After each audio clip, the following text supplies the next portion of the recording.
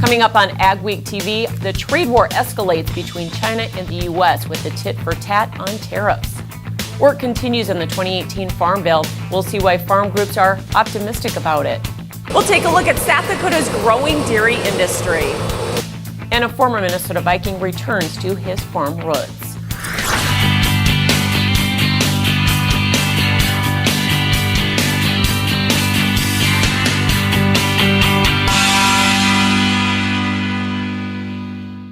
Welcome to AgweekTV. I'm Michelle Ruck.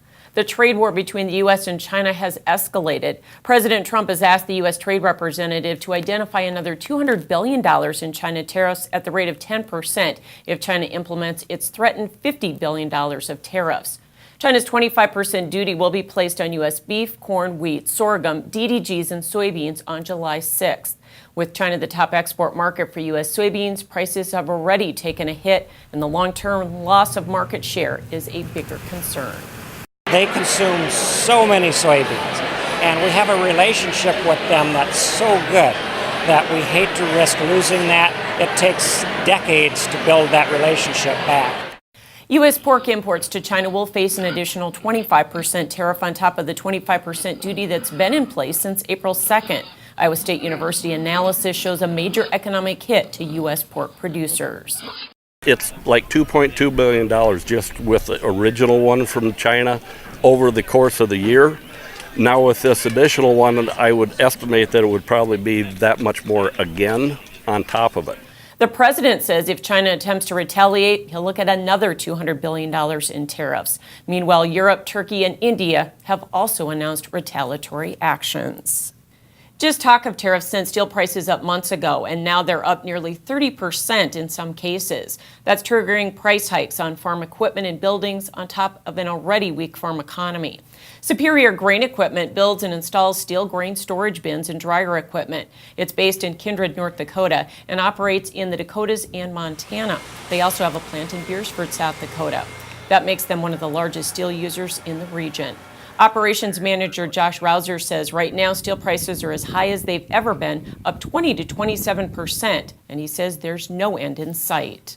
As soon as the word tariff was muttered, basically steel mills took full advantage of that and created a fairly false sense of demand almost, or at least their prices showed that. There's no guarantee of it going back down. It's really going to take either tariffs to go away potentially, or for them to find a better way to produce steel and give it to us at a decent price. Rouser says they had stockpiled steel when rumors about higher prices started about a year ago, but he says it's hard to say how long that inventory will last or what will happen by the time it runs out. Senate leadership is pushing for a vote on the Farm Bill on the floor prior to the July 4th recess. So far, the legislation has received favorable reviews. Farmers were happy with the Title I program, including changes to the popular Ark County program to use RMA data to figure payments and a strengthening of the crop insurance program. Obviously, the safety net factor for us, as we're making the decisions we're making with crop insurance and things like that, we need to continue to have that in place, I think, as probably the number one thing. Farm groups are optimistic about the Senate passage due to the bipartisan nature of the bill, and that will allow it to be conferenced and completed on time to avoid an extension. Our Farm Bill expires here this fall, and putting certainty in the marketplace with all the uncertainty would be helpful. Farm groups have also been supportive of the conservation title and funding for export programs and research. The Senate bill doesn't contain the controversial reforms for nutrition program eligibility. Two North Dakota farm leaders and the head of the region's food bank are voicing their support for the Senate Farm Bill and opposing House versions that would cut food benefits or add impractical work requirements. North Dakota Farmers Union President Mark Watney and Great Plains Food Bank CEO Steve Selland spoke at the Farm and Food Leaders News Conference. They praised the Senate Farm Bill, which passed the Ag Committee but still must pass the full Senate. It improves the Supplemental Nutrition Assistance Program, or SNAP, which was formerly the food stamp program. Our farm organization strongly believes that we need a food assistance program. The current one, the SNAP program, is an excellent tool. We don't think it should be cut. It's essential to us working with our urban cousins to be able to pass a Food Security Act, which the Farm Bill is part of. And SNAP really provides enormous benefits for the people of our state. It can have a lifetime impact on children in terms of their development, health, and ability to learn, which in turn impacts their potential and productivity as adults. The other ag leader at the meeting was Ryan Taylor, a North Dakota rancher who was head of USDA's Rural Development Agency in the Obama administration. They urged people to contact Representative Kevin Kramer to ask him to support a nutrition-friendly version of the bill in the House. We'll have much more on the Farm Bill in the next Ag Week magazine. Legislation has been introduced in the House and Senate to ensure consumer product and warning labels are based on sound science. The Accurate Labels Act would require state and local labeling laws are clear, accurate, and documented with research. All state-mandated product information would be provided through a smart label and on websites.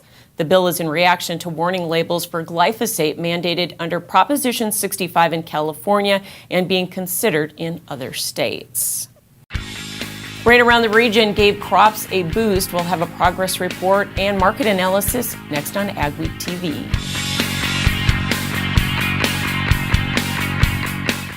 Intelligent farming means more crop from every acre. That starts with smart machines and precision application. Introducing the new Rogator C-Series from Challenger, featuring a newer, smarter, more precise way to apply fertilizers and nutrients, more accurately and more efficiently than ever before, resulting in less overlap and less crop damage, all to make you more productive and more profitable. To find out more, contact Butler Machinery today. Micro Essentials is a premium phosphate product. It's a dry granular product. The main difference with a Micro Essentials type product is you have a homogeneous granule for the nitrogen, the sulfur, the phosphorus, and in this case the zinc is all in one granule. If you ever have a desire or a need to learn more about what does sulfur do within a soybean plant, what does the potassium do for the corn crop, we have microessentials.com. We also have a great resource, cropnutrition.com. At Superior Grain Equipment, we're committed to quality and service, offering you the best in grain storage and dryers for any size operation. Our experts will work with you to determine the most efficient and economical storage solution for your needs. We help protect your bottom line and your future with the industry's best bins and warranties. Make the superior choice for protection today and tomorrow with Superior Grain Equipment. Get your row crops off to the right start with an early riser Case IH planter from Titan Machinery. Case IH early riser planters feature high-tech yet rugged planter row units that quickly adapt to the toughest seeding conditions, while leaving an optimal seed bed to promote early, uniform plant emergence. Only Case IH early riser planters are designed to leave a flat-bottom seed furrow, ensuring consistent seed depth and even emergence. Contact your local Titan Machinery location today for more information on the next generation of planting technology from Case IH. U.S. row crop condition ratings stayed record high last week, while spring wheat saw a huge improvement. U.S. corn is rated 78% good to excellent, up 1% from last week, but 11% above 2017. Ratings improved in Iowa and the Dakotas. U.S. soybeans were 73% good to excellent, down 1% from last week, but 7% above 2017. Ratings improved in the Dakotas and Iowa with rain, but were down in the rest of the region. Nationally, spring wheat conditions were up big this week, improving 8%, with the region also up from 6 to 9%. And the U.S. winter wheat harvest is ahead of normal, but hasn't started in the region, and conditions continue to slide. Joining us with markets this week is Frayne Olson from NDSU. And of course, we've had this big retracement in the grain markets due to fund liquidation, weather, and trade. And let's talk about that with these China tariffs. Have we priced a lot of this into the market or not, especially with the spike lows we hit this week? The short answer is yes, we have. The futures market, their intent is to try and anticipate what would be the value as we move forward. They're taking all of the information they have in the marketplace, trying to come up with a reasonable estimate of what the value of corn, soybeans, and wheat would be, again, given what we know today in the marketplace. So the minute that information comes out, it's processed and fed into the marketplace. So yep, the trade tariffs that we're talking about have already been priced in.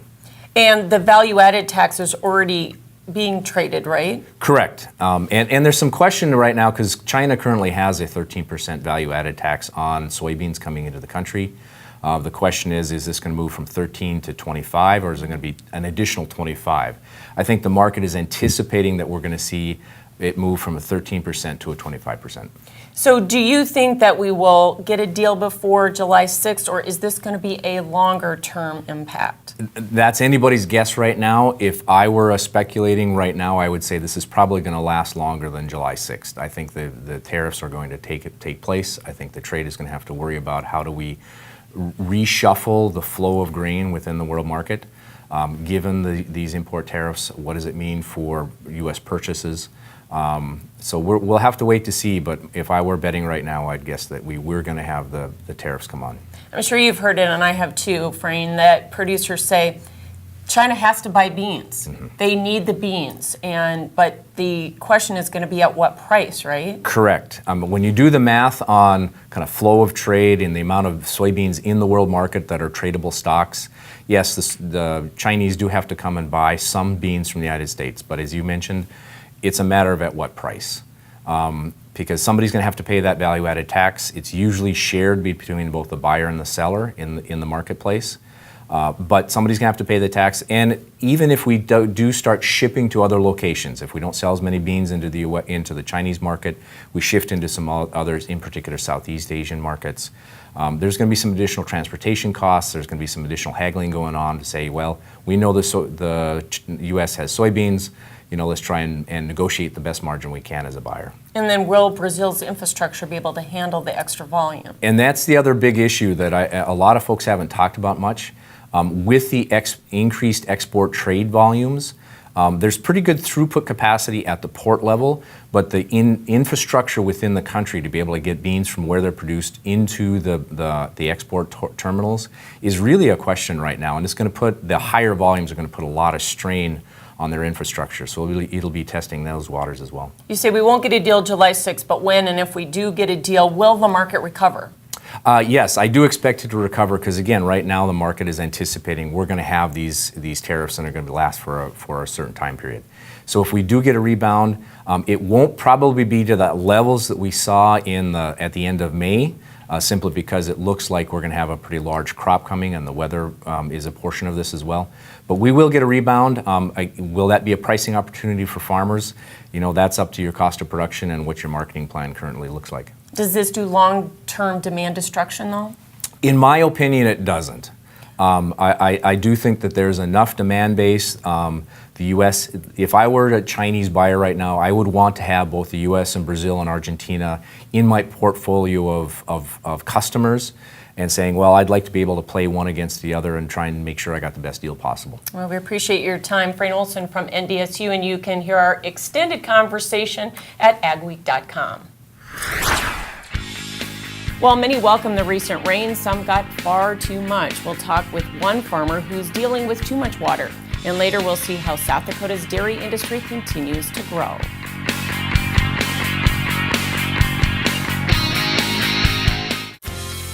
Advanced Grain Handling is your regional dealer for grain handler dryers, bins, and accessories. With Grain Handler's continuous mixed flow drying systems, you're capable of high levels of grain dryer efficiency on all types of grain, including seed grain. Advanced Grain Handling also carries West Steel's quality stainless steel products for on-farm and commercial grain storage solutions. Advanced Grain Handling has licensed and trained service techs and a licensed electrical shop. Get a hold of Chad Kylo to find the perfect solution for your farm.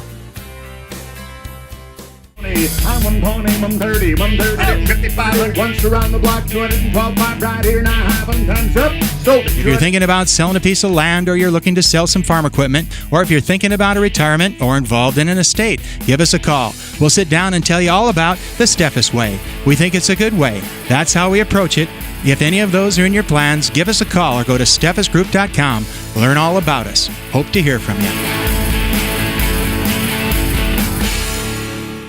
Get ready for the biological revolution. Enhanced by Ag Concepts is a scientifically designed foliar fertilizer formulated to quickly deliver essential nutrients to your crops for the greatest possible yields. I had a hail incident and I only had maybe beans that were 4 inches tall. I put some Enhance out. That seemed to really bring my beans back. Got 40 bushel beans compared to a 0. That's the best dollar ever spent. Join the biological revolution with Enhance by Ag Concepts. Intelligent farming means more crop from every acre. That starts with smart machines and precision application. Introducing the new Rogator C-Series from Challenger, featuring a newer, smarter, more precise way to apply fertilizers and nutrients, more accurately and more efficiently than ever before, resulting in less overlap and less crop damage, all to make you more productive and more profitable. To find out more, contact Butler Machinery today. The late planting date for soybeans in many parts of Minnesota may mean some farmers missed the window for spraying dicamba beans. The Minnesota Department of Agriculture kept the June 20th application cutoff date for dicamba on Xtend soybeans. In a letter released to stakeholders, the Ag Commissioner explained the rationale for holding to the restrictions despite the challenges presented with the late seeding. North Dakota's cutoff is June 30th or first bloom, whichever comes first. South Dakota is also the R1 growth stage. Heavy rains over parts of the region have some rivers approaching flood stage and have left standing water in many fields and ditches. In this week's Crop Stop, we caught up with Andy Meyer, who's from Barnesville, Minnesota. A wet spring gave him a slightly late planting start, and the recent rains made spring a bit of a challenge this week. But so far, the rain or standing water aren't creating any serious problems. Right now it's not so bad, but if we get water backing up into the fields and it sits there for a couple of days, that's when we start to see, crop injury. If we don't get any more rain now, we'll be okay. It's when we get the next half an inch and the next half an inch 2 days after that, and an inch 3 days after that is when we start to see, major crop damage. After a rainy week, will the region dry out soon? Here's John with your agri-weather outlook. As the calendar turns from June into July, the Northern Plains and Upper Midwest region, a significant change happens in that we stop getting quite so many of those little nuisance rains. We start getting bigger ones, and there are fewer and far between. And it happens just the way the pattern is setting up right now. Hot and sticky air moves up into the mid part of the country. That's typical, setting up a boundary where we often get a lot of the stormy weather. Nebraska up to the Canadian border, Iowa up to the Great Lakes. A lot of the storms start happening in the middle of the night. And after all, these things do happen every summer. It's whether we get stuck in these patterns or not. Right now, it looks like they're coming and going. We've had some hot, humid weather. By the way, the bright red, I indicate this is 90s, a few spots in the hundreds. The orange, what I call warm, is mostly 80s to maybe seasonal low 90s. Nothing too extreme in the warm. And this pattern setting up this week is going to keep most of the hot weather further south. Jet stream kind of split into a couple of parts, should keep the really heavy rains elsewhere. But toward the end of the week, that heat will start coming northward. Heat and humidity, and with the jet stream in fairly close proximity, could be setting up in about a week from now, by next weekend, possibility of some fairly local heavy rains across the plains. This week there will be areas of showers and thunder showers, certainly. They'll be scattered around the region, across the Midwest from time to time, from day to day. But it's really in that second week, or the weekend into the second week, as the jet kind of consolidates a bit, that we'll start getting some of those bigger storms. In between that, there will be more opportunities for just nice weather and warm weather as well. Brief cool down for some time around the 4th, but then it does look like the heat will be back. So summer is here, hot and sticky. Start looking for more stormy weather overnight. Luckin Trucks and Parts sells quality used parts for all makes and models. With over 50 acres of trucks and parts and new inventory arriving daily. Family owned and operated since 1966, Luckin's specializes in the sale of quality used medium to heavy duty truck parts, as well as pre-owned trucks, trailers, and construction equipment. If it's on a truck, we got it. Call us today and let us get you your part. Ag Week is excited to bring you the Ag Week app with useful features and the latest news and information right at your fingertips. Get your Ag Week news, weather, and the latest episodes of AgweekTV. Plus, see real-time information on the futures market and view local cash bids for your crops. Stay updated and take Ag Week with you wherever you are. Download the Ag Week app today.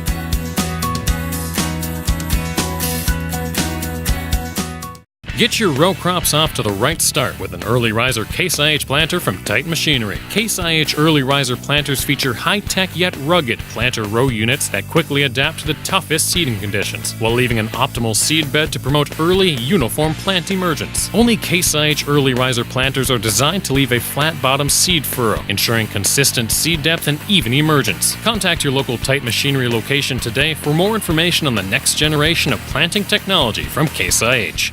Small or large, Superior Grain Equipment has a storage solution for you with a wide variety of bin options and accessories, along with site planning and superior customer service. Plus, from top to bottom, we offer the industry's best bins and warranties to protect your products and your grain storage investment. Get superior quality, protection, and reliability with generations of experience and dependability. Make the superior choice today with Superior Grain Equipment.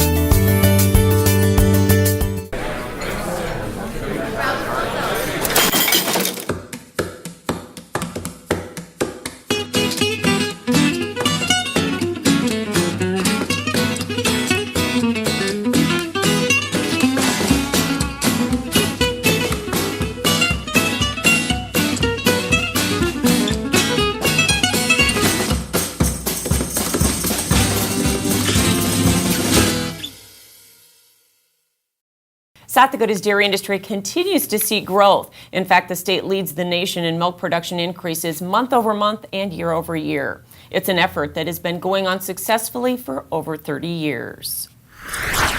South Dakota's dairy industry continues to be in growth mode. Cow numbers have risen in the last decade from 80,000 at the low to the current 120,000 head, resulting in more pounds of milk being produced. The I-29 corridor has had positive growth for several years here, and that in fact has led the nation in its growth on a percentage basis for numerous years.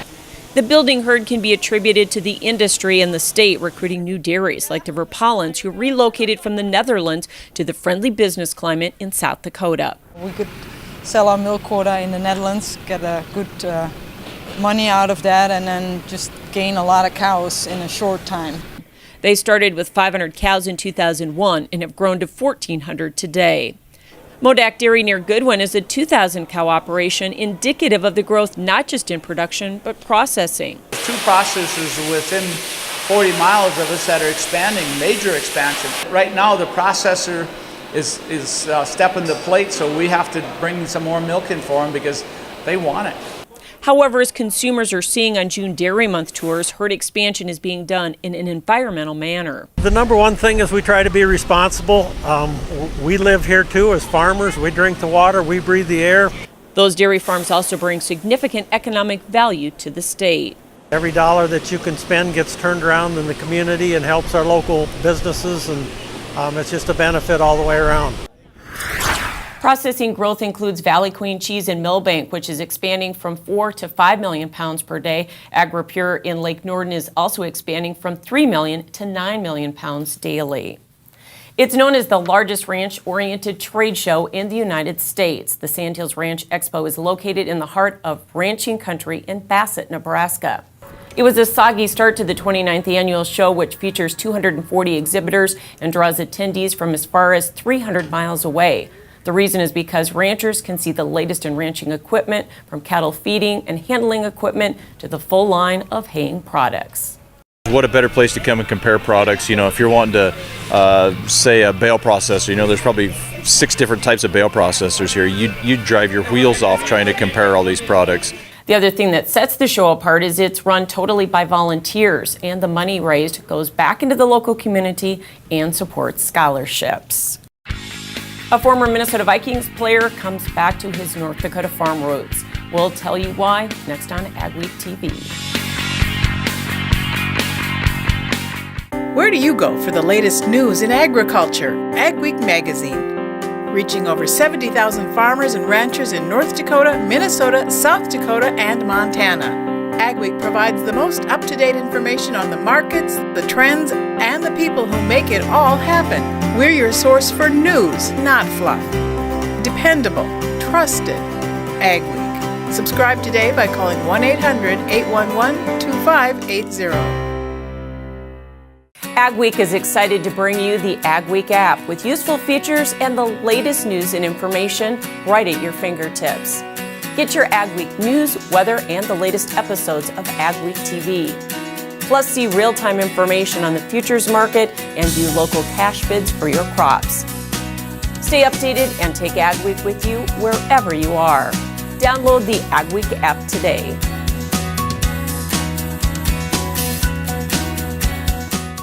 Every year, 40% of all food in the U.S. never gets eaten.